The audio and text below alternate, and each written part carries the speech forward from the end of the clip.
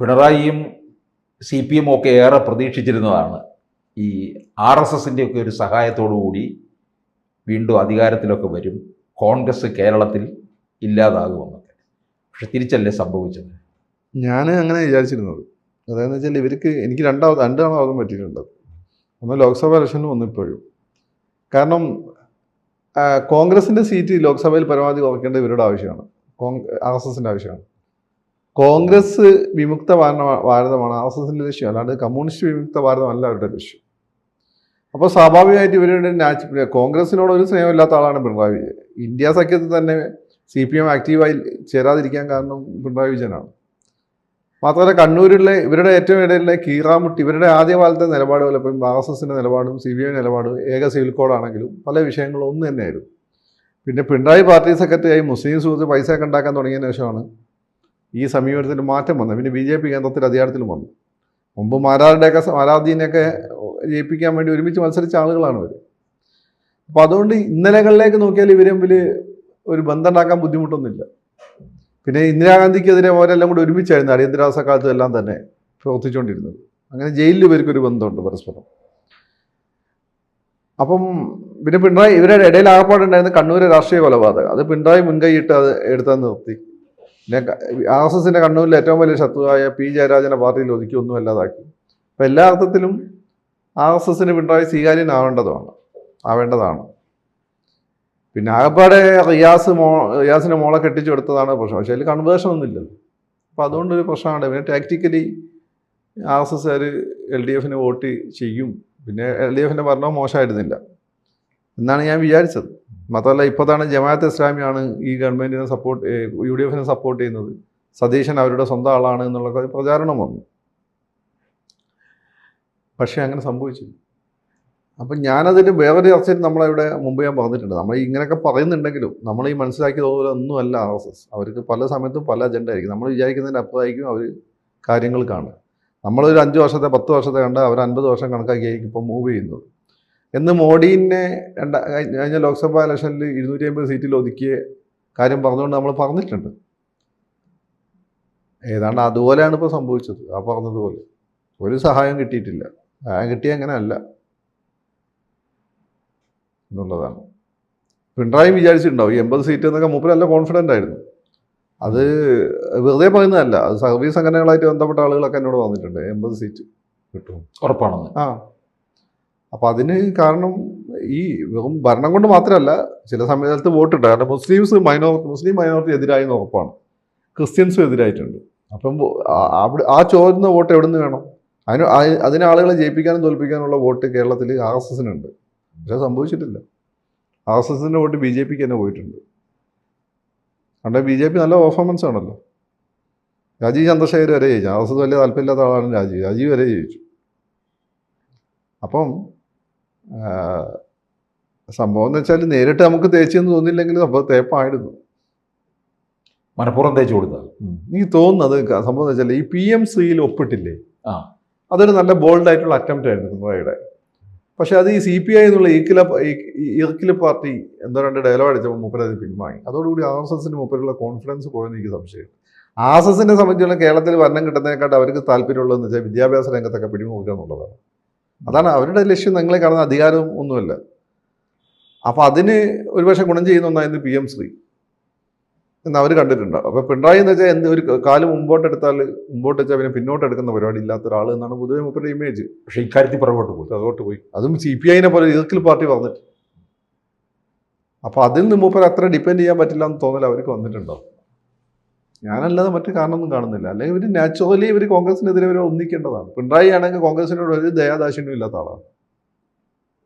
പിന്നെ RSSന് വലിയൊരു തലവേദനയാണ് കണ്ണൂർ പിണറായി ഒഴിവാക്കി കൊടുത്തത്. കാരണം എത്ര കുടുംബങ്ങളെ സംരക്ഷിക്കണം, രക്തസാക്ഷികൾ, പരിക്കേറ്റവർ.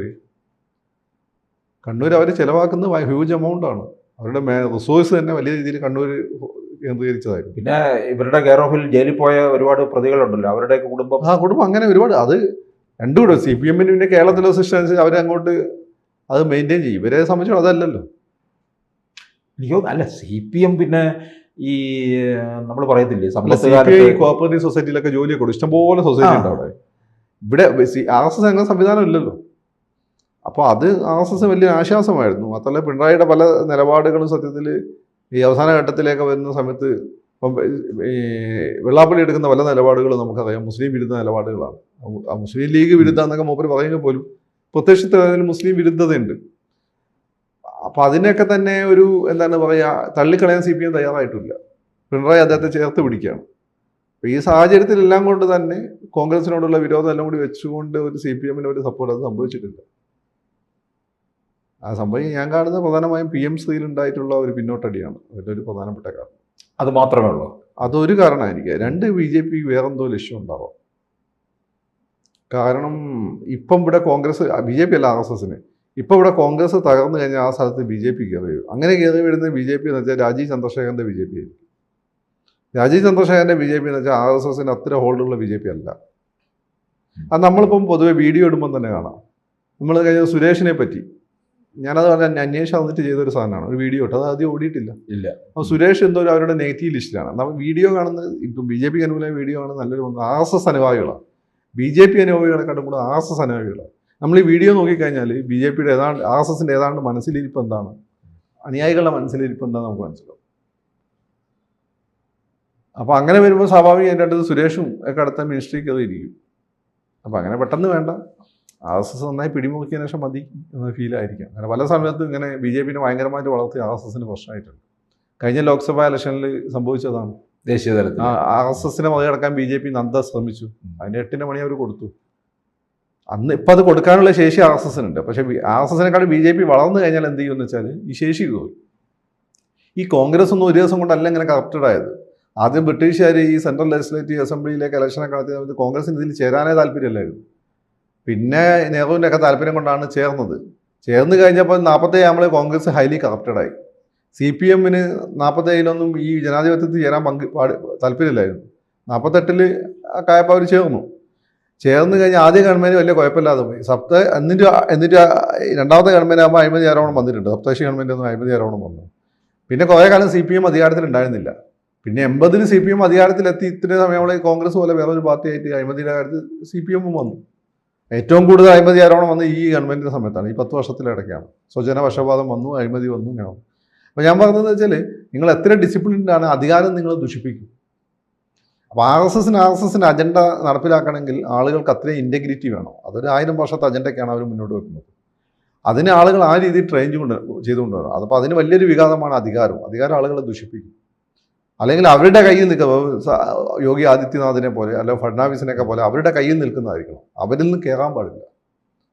ഇപ്പം മോഹൻ ഭഗവത്തും അതുപോലെ തന്നെ മോഡിയും തമ്മിലുണ്ടായ ചെറിയ പ്രശ്നങ്ങൾ കാരണം രണ്ടുപേരും ഒരേ കാലഘട്ടത്തിൽ നിന്ന് വന്ന നേതാക്കന്മാരാണ്. അപ്പോൾ ഞാനിവിടെ വായിച്ചത് മോഡി ഒരു മീറ്റിങ്ങിൽ അദ്ദേഹത്തോട് പറഞ്ഞു, മോഹൻ ഭഗവത്തിനോട് പറഞ്ഞു എന്നാണ് കേട്ടത്, ഞാൻ BJPയിലേക്ക് വരാതെ സംഘത്തിൽ തന്നെ പിന്തുടർന്ന് നിന്നിരുന്നെങ്കിൽ അങ്ങയുടെ സ്ഥാനത്ത് ചിലപ്പോൾ ഞാൻ ഇരിക്കുമായിരുന്നു.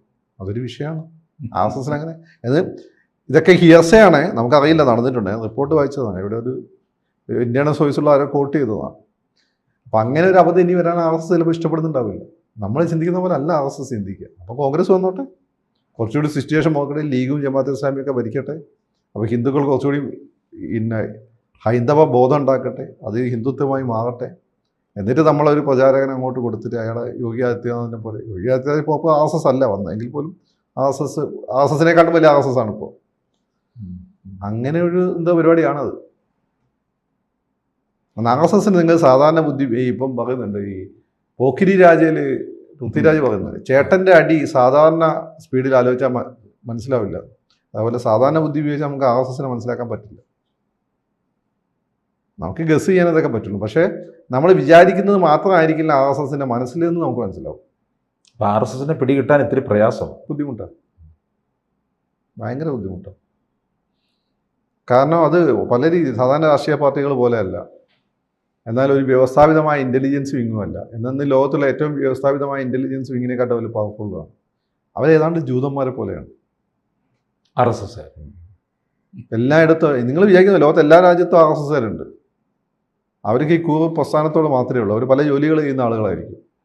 അവർക്ക് അധികാരത്തോട് താല്പര്യമില്ല. അവർക്ക് ഈ പറയുന്ന സംസ്കാരം, അതാണ് ഉത്തരേന്ത്യ പറയുന്ന സംസ്കാരം. ഈ നാടിനോടും അതിൻ്റെ ഒരു സംസ്കാരം, അവർ വിചാരിക്കുന്ന സംസ്കാരമുണ്ട്. അതിനോടാണ് അവരുടെ കമ്മിറ്റ്മെൻറ്റ്. അതിനെ അവർക്ക് സാമ്പത്തികം ഒന്നും അവർ പ്രതീക്ഷിക്കുന്നില്ല. BJP എന്ന് വെച്ചാൽ കോൺഗ്രസ് പോലുള്ള സെറ്റപ്പാണ്. അതിന് RSS ഉള്ളതുകൊണ്ട് കുറച്ച് വ്യത്യസ്തമായി ഫീൽ ചെയ്യുന്നേ. അപ്പോൾ RSS വെള്ളം പോലെയാണ്, അത് ഏത് രൂപമാവും. 3 രൂപത്തിൽ നിൽക്കാൻ വെള്ളത്തിന് പറ്റുന്ന RSS ഏത് രൂപം കൈക്കൊള്ളും. ചിലപ്പോൾ തീവ്ര ഇസ്ലാമിൻ്റെ രൂപം കൈക്കൊള്ളും, തീവ്ര ക്രിസ്ത്യാനിയാവും. പക്ഷേ അവരുടെ ലക്ഷ്യത്തിനൊന്നും ഒരു മാറ്റം ഉണ്ടാവില്ല. അതിന് കുതയുദ്ധതന്ത്രം അങ്ങനെ എന്താണ് അവർ പറയുക. ചാണക്യൻ പണ്ട് എടുത്തൊരു സാധനമാണ്. രിജി മോഹൻദാസൊക്കെ ഇടയ്ക്ക് പറയുന്നേക്കാം ഇന്ത്യക്ക് നഷ്ടമായ കുതയുദ്ധതന്ത്രം.